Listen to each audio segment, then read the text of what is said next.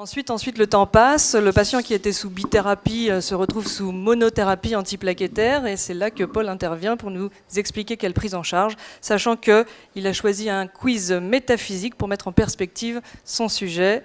Voici la question qui s'affiche sur vos écrans. Chez un patient coronarien stenté traité par aspirine en monothérapie, l'arrêt périopératoire de l'aspirine n'augmente pas le risque thrombotique. Pensez-vous que c'est vrai ou que c'est faux? Paul, c'est à toi. Merci Anne. Moi, je vais répondre un peu par l'absurde. Je ne vais pas d'abord vous dire si c'est dangereux, est-ce que ça augmente le risque thrombotique. Je vais d'abord essayer de vous montrer que arrêter le traitement, il faut d'abord se poser la question, est-ce que ça sert à quelque chose? Est-ce que je réduis le saignement? On a vu tout à l'heure avec Pierre que les patients à risque hémorragique intermédiaires qui prenaient de l'aspirine sont plus à risque que les patients qui n'en prennent pas. Donc naturellement, le médecin, et il faut faire attention, les patients eux-mêmes, parfois, décident d'arrêter le traitement en vue de la procédure. Mais néanmoins, cette stratégie d'arrêt, en fait, elle a été évaluée que très récemment, et ceci dans 3 études qui sont intéressées à des patients sous aspirine, en chirurgie à risque intermédiaire, donc prothèse de hanche, chirurgie digestive. Et dans ces 3 études, elles ont tout inclus des patients qui prenaient de l'aspirine, et ils les ont randomisé les patients en 2 groupes. Un groupe de patients qui prenaient de l'aspirine tous les jours en périopératoire, et l'autre moitié des patients interrompaient leur traitement par aspirine quelques jours avant l'intervention et le reprenaient quelques jours après. Et les résultats concernant les hémorragies majeures sont constants dans les 3 études. Les résultats montrent que l'arrêt de l'aspirine chez les patients qui prennent de l'aspirine en chronique ne réduit pas le risque d'hémorragie majeure périopératoire. Donc arrêter l'aspirine avant l'intervention ne réduit pas le risque hémorragique.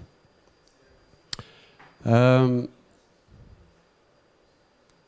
maintenant, pour essayer de répondre à la question que tu m'as posée, c'est est-ce que arrêter l'aspirine, est-ce que ça augmente les thromboses lorsqu'on prend le traitement en chronique? Eh bien, ces 3 études nous apportent des informations très intéressantes et surtout, ce qu'elles montrent, c'est des résultats contradictoires. Dans la première étude, l'étude A5, vous avez le risque est multiplié par 3 chez les patients qui ont arrêté l'aspirine. Et quand je parle thrombose, quand je dis thrombose artérielle, c'est les infarctus du myocarde, les AVC, donc des accidents cliniques, des vrais accidents cliniques, c'est pas seulement une augmentation de la troponine asymptomatique. Par contre, vous voyez dans la plus grosse étude, l'étude POISE 2, aucune différence en termes de risque thrombotique artériel. Et néanmoins, si on regarde les caractéristiques des patients inclus dans ces études, elles ne sont pas les mêmes. Dans la première étude, l'étude A5, 2 tiers des patients étaient des patients coronariens qui souffraient d'une ischémie chronique. L'autre tiers des patients étaient des patients qui avaient fait un AVC. Alors que dans l'étude POISE 2, la grande majorité des patients avaient de l'aspirine pour de la prévention primaire. À peine un quart des patients étaient des coronariens. Donc, plus le risque thrombotique est élevé, même si Ariel nous a dit que ce n'étaient pas les patients les plus à risque, mais quand même, plus le risque thrombotique est élevé, plus le risque de faire un accident thrombotique à l'arrêt de l'aspirine est augmenté. Et ceci a été retrouvé dans une cohorte, dans une étude observationnelle, qui a montré que chez les patients stentés, l'arrêt plus de 5 jours avant la procédure multiplié par 2 le risque de thrombose artérielle. Donc, face à ces résultats, le GIHP propose de ne pas arrêter l'aspirine lorsque le patient a de l'aspirine en prévention secondaire. Et prévention secondaire, on parle évidemment des patients qui sont coronariens, mais également les patients qui ont fait un AVC ischémique, un AIT ischémique, et qui ont aussi de l'artériopathie oblitérante des membres inférieurs. Et le clopidogrel en monothérapie. Eh bien, quand on regarde la littérature, on s'aperçoit que bien que ce traitement, ça fait quand même maintenant de nombreuses années qu'on l'a à notre disposition, qu'il y a des centaines de milliers de patients qui sont sous ce traitement, on a très peu d'études nous renseignant sur le risque hémorragique. Quelques données dans la fracture de hanche qui montrent qu'effectivement, par rapport aux patients qui ne prennent pas de de clopidogrel ou d'antiagrégant, le risque hémorragique est augmenté, mais que par rapport aux patients qui prennent de l'aspirine, le risque est à peu près similaire. Néanmoins, le niveau de preuve, comme je vous l'ai dit, est extrêmement faible. Et pour ces raisons, le GIHP propose une stratégie prudente qui consiste à faire un switch, c'est-à-dire d'arrêter le clopidogrel plus de 7 jours avant l'intervention et de le remplacer par de l'aspirine à des doses de 75 à 150 mg, des petites doses. Pourquoi est-ce qu'on attend au moins 7 jours? C'est puisqu'on fait un switch et qu'on a le temps, puisqu'on est vraiment dans de la chirurgie programmée, on préfère attendre une récupération pleine des plaquettes par rapport aux 5 jours qu'on avait vus lorsqu'on a une bithérapie. Et j'aimerais bien insister que ceci ne s'intéresse qu'à la chirurgie programmée et surtout ne s'applique pas à l'urgence. Enfin, je vais un petit peu sortir des propositions du GHP parce que on est quand même des anesthésistes et on a vu c'est quand même des patients qui saignent plus que les autres. Et qu'est-ce qu'on peut faire pour diminuer ce saignement? C'est une question qui est importante puisque l'arrêt de ces traitements de l'aspirine ne réduit pas le saignement. Alors, quand on regarde les patients qui prennent de l'aspirine et qui saignent sous antiagrégants, on s'aperçoit qu'il y a des facteurs de risque. Certains patients sont plus à risque que d'autres, mais malheureusement, la plupart de ces facteurs de risque, on ne peut pas les modifier, on ne peut pas changer l'indication chirurgicale, vous n'allez pas greffer un rein pour améliorer la fonction rénale, donc on ne peut pas jouer là-dessus. Par contre, la chose qu'il faut absolument penser, c'est l'administration d'un agent hémostatique, en particulier l'acide tranexamique, qui a montré dans de nombreuses indications chirurgicales son efficacité sur la réduction du saignement et de la transfusion sanguine, et surtout sans augmentation du risque thrombotique artériel, sans augmentation des infarctus du myocarde, et en particulier chez les patients le plus à risque d'accident en chirurgie cardiaque. Et surtout, j'aimerais vous rappeler, parce qu'on peut être tenté, mais en chirurgie programmée, il n'y a absolument aucune indication pour une transfusion prophylactique plaquettaire. Merci. Merci Paul. Donc finalement, Jacques a dit on continue l'aspirine, Pierre et Paul aussi, en particulier pour la chirurgie à faible risque hémorragique et à risque hémorragique modéré. Il n'y a que dans le haut risque qu'on discutera éventuellement d'un arrêt chez le patient porteur d'un stent. Si on élargit un tout petit peu la discussion, on parle là tout de suite du patient qui a un stent coronaire. Supposons qu'il soit coronarien mais qu'il n'ait pas de stent. Tu proposes la même chose, la poursuite de l'aspirine, ou tu modules un peu ton propos ? Ah non, le propos il est le même. Pour le coronarien, je vais appliquer les mêmes recommandations. Je ne vais pas arrêter l'aspirine, surtout pas chez un patient coronarien qui n'a pas de stent, à condition que ce soit bien de la prévention secondaire. Et si on continue de discuter plutôt du patient qui est traité donc en monothérapie antiplaquettaire, il n'est plus coronarien, mais il a une artériopathie oblitérante des membres inférieurs, on peut lui arrêter plus tranquillement, ou tu souhaites aussi lui poursuivre ?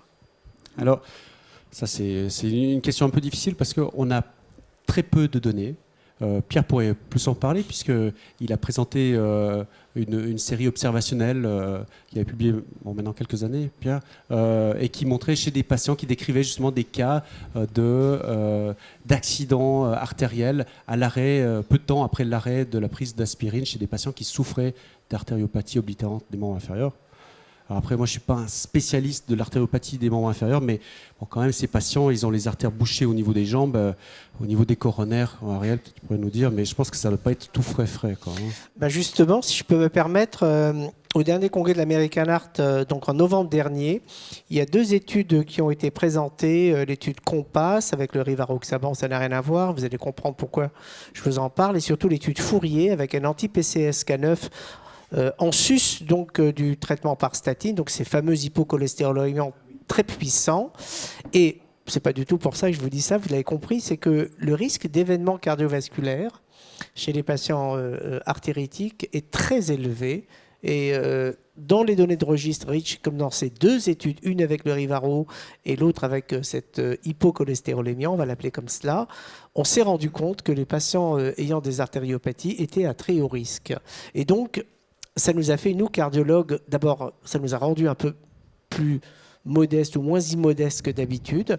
Donc on ne néglige pas au moins la pathologie artérielle périphérique. Et d'autre part, on est devenu plus agressif dans notre façon à la fois de traiter les facteurs de risque, de donner les hypocholestérolémiants. Et donc on fait très attention maintenant aux antiplaquettaires chez eux, car on a vu qu'ils étaient à très haut risque d'événements cérébro-cardiovasculaires. Et alors juste pour... merci beaucoup, je n'étais pas au courant de ces deux registres. Et pour répondre justement aux patients qui ont fait un AVC, là on a des données un peu plus solides cette fois-ci et qui montrent effectivement à l'arrêt des antiagrégants chez des patients qui ont fait un AVC, il y a un sur-risque d'accident, non pas tant cérébraux, mais surtout cardiaques, où on a une augmentation de 2% à 30 jours post-arrêt. J'ai une dernière question. Vous avez tous insisté sur la nécessité de poursuivre les antiplaquettaires tant que c'est possible, toi dans le cadre de la monothérapie. Vous avez tous aussi insisté sur la nécessité d'évaluer le risque hémorragique de la procédure. Les recommandations, qu'elles soient nationales ou internationales, stipulent que dans les chirurgies à risque hémorragique, l'acide tranexamique permet de réduire le risque hémorragique, le recours à la transfusion, voire même d'améliorer le pronostic du patient. Tu nous as donc dit sur la diapo, et tu confirmes, qu'un patient finalement qui est coronarien, stenté, sous antiplaquettaire, peut bénéficier d'Hexacil lorsqu'il va au bloc opératoire pour une prothèse totale de hanche. Ça va réduire les pertes sanguines, prévenir l'anémie, améliorer son pronostic cardiovasculaire? Alors, c'était la diapo, c'était le sujet. La réponse est oui.